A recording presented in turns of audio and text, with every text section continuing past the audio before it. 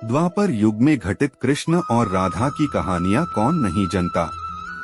उस वक्त देवताओं में यह चर्चा थी कि राधा ही भगवान कृष्ण की सबसे बड़ी भक्त है।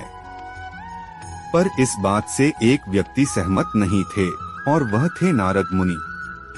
वह अपने आप को ही भगवान कृष्ण का सबसे बड़ा भक्त मानते थे।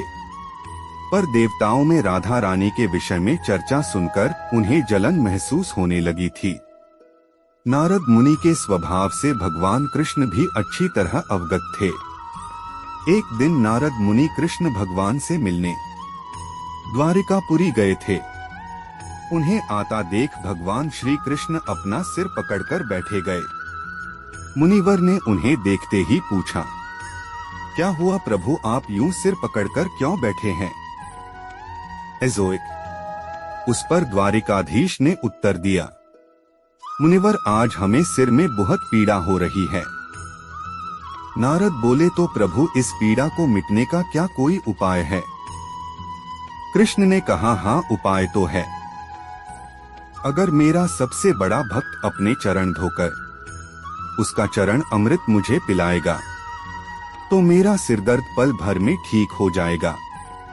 कृष्ण के मुख से यह उपाय सुनकर कुछ पल के लिए मुनिवर सोच में पड़ गए कि हूँ तो मैं ही सबसे बड़ा कृष्ण भक्त, लेकिन अगर मैं अपने पैर धोकर उसका चरण अमृत प्रभु को पिलाऊंगा तो मुझे नरक जाने जीतन महापाप लगेगा।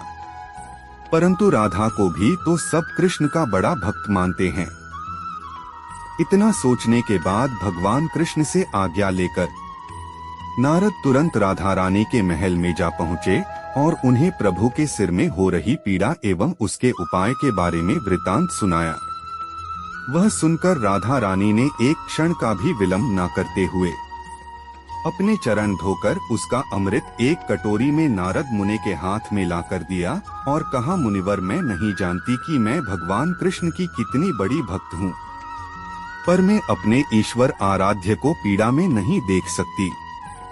राधा के मुख से वह सच्चे भक्ति भाव के शब्द सुनकर नारद मुनि की आंखें खुल गई और वह समझ गए कि राधा रानी ही कृष्ण की सबसे बड़ी भक्त है और प्रभु श्री कृष्ण ने यह लीला मुझे समझाने के लिए रची थी।